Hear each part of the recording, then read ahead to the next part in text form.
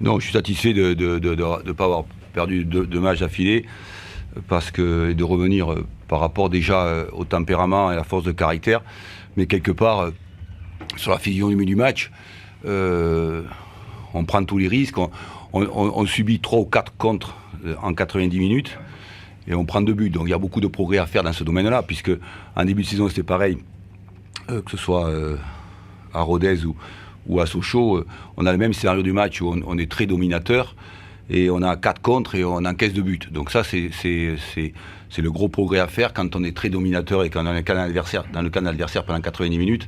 C'est comment, effectivement, on est capable de ne pas prendre ce genre de contre. Donc ça, c'était très désagréable par rapport au nombre d'initiatives de l'adversaire et au contre. C'est effectivement très agréable. Maintenant, c'est très compliqué aussi de contourner une défense où il y a toujours 7-8 joueurs dans les 30 mètres. Et ce qui est satisfaisant, c'est effectivement d'aller chercher le match nul. En étant mené 2-0, c'est des points d'ancrage pour une équipe qui sont très importants pour l'avenir, par expérience et empiriquement, je le sais, pour créer quelque chose dans un groupe, quoi. Parce que c'est jamais facile de claquer des buts, hein. Voilà. C'est beaucoup plus facile quand c'est en contre-attaque c'est beaucoup plus facile, mais quand vous avez eu 7-8 joueurs face à vous en permanence dans les 18 mètres, c'est compliqué, et ce qui est satisfaisant, c'est la force de caractère du groupe, du collectif, qui va chercher ce match nul, à la force du poignet, et puis aussi à force d'insister sur le jeu offensif, en insistant beaucoup. Maintenant, effectivement, ce que je constate, c'est qu'on a effectivement, et c'est logique, hein, on ne peut pas créer... changer à la fois la façon de jouer des joueurs, le tempérament des joueurs, je l'ai déjà connu auparavant. C'est compliqué quand tu es dominateur de ne pas prendre de contre et de rester hermétique et de ne pas prendre de but. Donc je sais que c'est le gros progrès qu'on doit faire. Mais évidemment, vous imaginez bien que nous, on est satisfait, après toutes les prises de risque qu'on a eues pendant tout le match, de revenir à 2-2, c'est un très bon point d'ancrage pour le groupe, même si on a beaucoup de travail encore. Voilà, j'ai terminé. Parce que c'est vrai que vous avez beaucoup manœuvré, beaucoup poussé, et ça peinait à se concrétiser, et puis en 5 minutes à la fin, finalement, ça arrive avec encore notamment un joueur qui sort du banc. Oui, c'est aussi ce qui est intéressant, c'est que ce sont effectivement... le coaching a payé, et ça prouve que les joueurs jouent le jeu, parce que quand le coaching ne marche pas et que les mecs rentrent en faisant la gueule, c'est que le discours ne passe pas et que ça ne se passe pas bien. Là, le fait que les joueurs jouent le jeu dans leur ensemble, les 20 garçons, c'est positif. Mais je ne sais pas si tu as joué au football, mais quand tu as joué au football et que tu as en permanence un groupe complet, un effectif complet qui est dans sa surface de réparation à 9 ou 10 joueurs, pour se créer des occasions, c'est le plus difficile au football. C'est très compliqué, il faut avoir beaucoup de relations, il faut avoir des très bonnes complémentarités, et on est encore loin de ça, parce que c'est le travail le plus difficile. La remise en question du jeu offensif, en ayant la possession, c'est quelque chose de très très difficile. Donc de ce point de vue-là, ce que je suis un peu contrarié, c'est que ça fait déjà plusieurs fois que ça nous arrive de nous faire prendre en compte. Mais c'est normal parce qu'il faut habituer les joueurs effectivement à défendre en laissant 50 mètres dans leur dos, c'est ce qui est le plus difficile. Demandez à Karl Touraine s'il n'a pas déjà vécu ça, il a dû déjà le vivre. Bon, mais voilà, c'est pour ça, non, parce qu'il est là. Il est trop content qu'il est Karl. Lui, il m'a fait passer des bons moments, le mec. Oh putain, ça c'était un joueur, hein. Oh la vache. Justement, pour rebondir, vous avez dit, cher de nos confrères, avant le match, que c'était le joueur qui vous avait le plus marqué dans votre carrière d'entraîneur. Est-ce que vous pouvez en dire un peu plus? Pourquoi, en fait? Ouais, parce que Karl, il avait un très fort leadership. D'abord, c'était un très bon joueur. Et puis, en plus, c'était un leader. Et qu'il secondait très bien l'entraîneur pour créer un leadership dans le vestiaire. Et je reconnais que quand je revois dans ma tête, là, c'est comme si c'était il y a 1 heure, quand je revois jouer Karl, c'est un vrai bonheur. Avec ses collègues Hamzin et puis Nivet, c'était un vrai bonheur de voir évoluer ces joueurs-là, quoi. Donc c'est toujours un grand plaisir de savoir qu'il est là et que je le revois. Ouais. C'est vraiment un vrai bonheur, ouais, c'est vrai. Voilà, merci.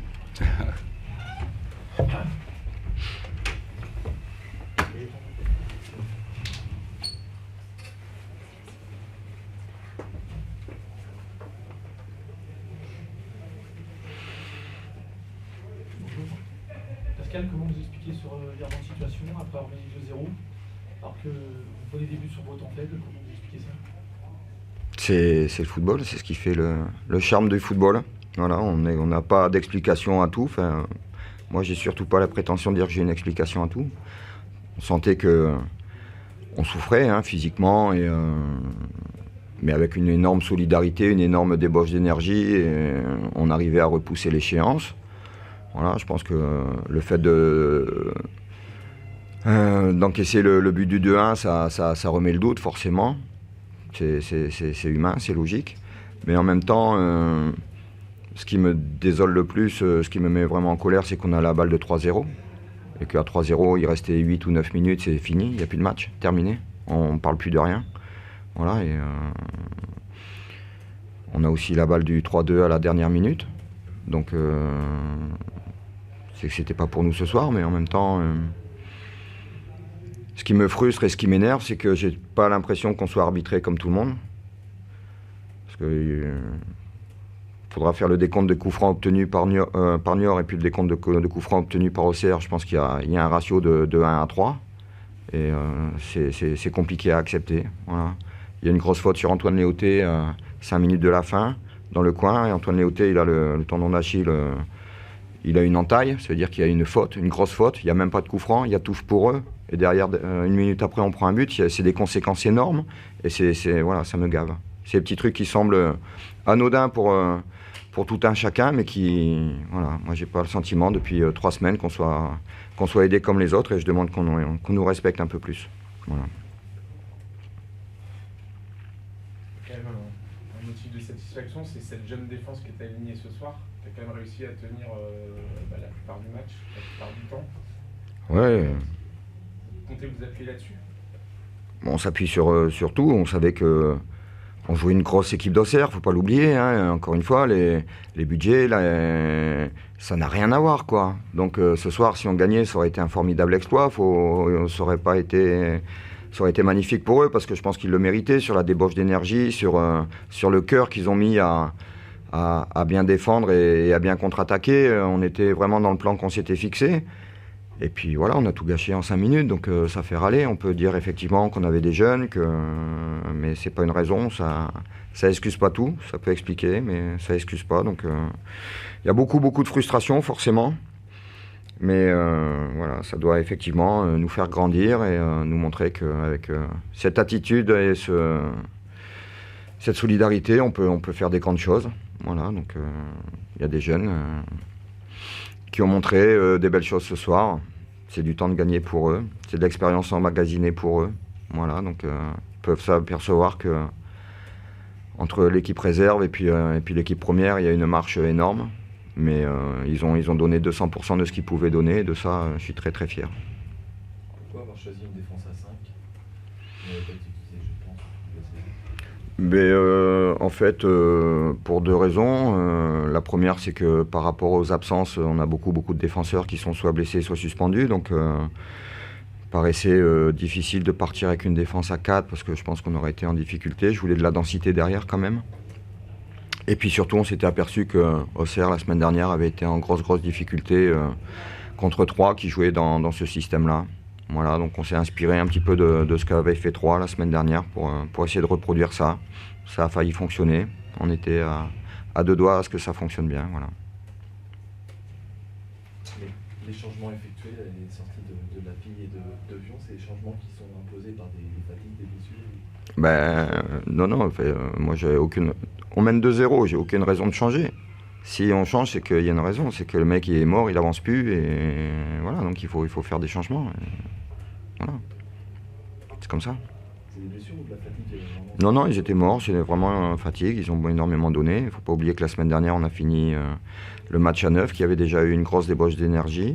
Concernant Thibaut Vion, il n'a pas beaucoup de temps de jeu ces derniers temps, et il vient d'être papa en plus il y a une petite semaine, donc je pense qu'il a peut-être aussi laissé pas mal d'énergie là-dedans. Donc il a eu du mal physiquement, mais il a fait les choses avec beaucoup de cœur, mais à la fin il n'en pouvait plus, donc on est obligé de faire des changements. Voilà, c'est comme ça. Donc le match bascule comme ça à la fin, est-ce qu'on a des regrets du coup? Les changements ils sont imposés comme tu dis par la fatigue? Non, sur les changements je n'ai aucun regret. J'ai un regret, c'est de ne pas avoir mis le but du 3-0. Ça c'est un gros regret. J'ai un autre gros regret, c'est que l'arbitre il siffle pas le coup franc qui est évident à 5 minutes de la fin, parce que ça change tout. Ça c'est un regret. Voilà. Sur le reste, non, c'est les changements qui s'imposaient.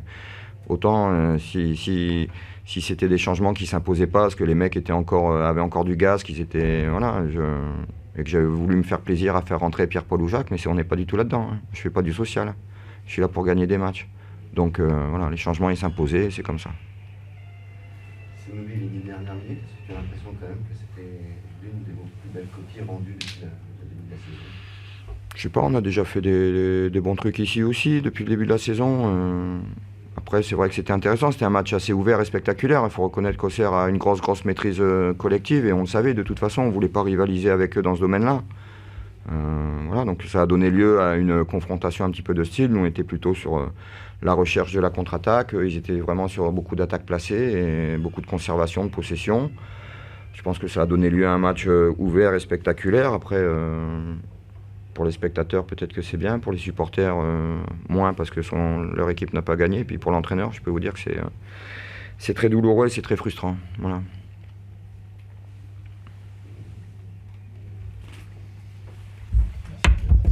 Merci.